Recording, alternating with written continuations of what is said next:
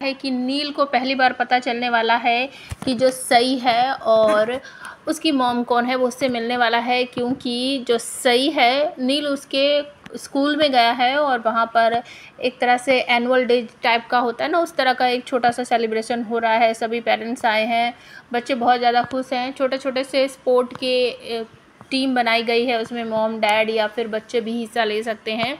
और वहाँ पर परी मम्मा गो परी मम्मा कहता हुआ नील जो है वो सई को सुन लेता है और उसे याद आता है कि परी मम्मा तो सई अपनी मम्मी को बोलती है, शायद उसको याद आता है। और तभी अचानक से नील का कॉल आ जाता है, वो उठकर चला जाता है और उसके हॉस्पिटल से फ़ोन आता है, तो वो साइड में जाकर बात करने लगता है। और आप सबको देखने को मिलेगा कि जो परी मम्मा है, मतलब कि सवी जो है, वो अचानक से दौड़ते दौड़ते एक दूसरी लेडीज़ जो है वो उसके पैर में पैर मार देती है, तो वो नीचे गिर जाती है। और ये सब देखकर सई जो है बहुत उदास हो जाती है। उसे ऐसा लगता है कि मेरी परी मम्मा जो है वो हार गई है और मैं तो कभी जीत ही नहीं पाऊंगी।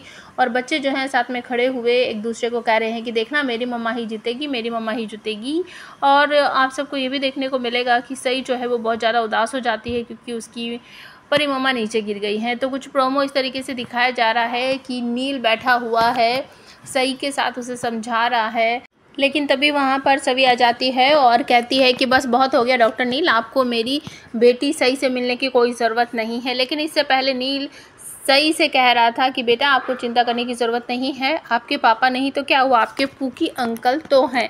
तभी वहाँ पर सभी आते और कहती है कि मेरी बेटी को किसी पूकी अंकल की कोई ज़रूरत नहीं है और मैं उसके लिए काफ़ी हूँ, मैं उसकी पापा भी हूँ, उसकी मम्मी भी हूँ, मैं सब कुछ कर सकती हूँ। तो आप हमें कमेंट करके बताओ, क्या आने वाले एपिसोड में नील और सवी के बीच दूरी आ जाएंगी? सवी जो है वो कभी भी नील को सई के साथ मिलने नहीं देगी, बात नहीं करने देगी। क्या आप हमें कमेंट करके बताना।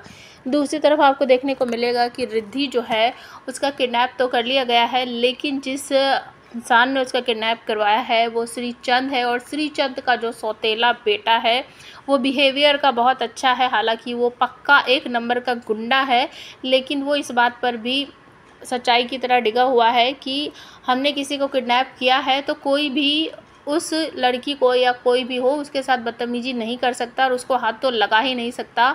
एक गुंडा जब रिद्धि के साथ बदतमीजी करता है तो वो उसको बहुत बुरी तरीके से मारता है, पीटता है और फिर उसके बाद आकर रिद्धि से हाथ जोड़कर माफ़ी मांगता है कि मैडम मुझे माफ़ कर दो, मुझसे गलती हो गया, मुझे इसके भरोसे छोड़ना ही नहीं चाहिए था आपको और दोबारा ये आपके पास कभी नहीं फटकेगा। हम लोगों का भी एक रूल होता है, नियम होता है, आपको किडनैप किया है तो क्या हुआ, हम आप लोगों के साथ बदतमीजी नहीं कर सकता, मैडम मुझे माफ़ कर दो, मैं हाथ जोड़ के माफ़ी मांगता है।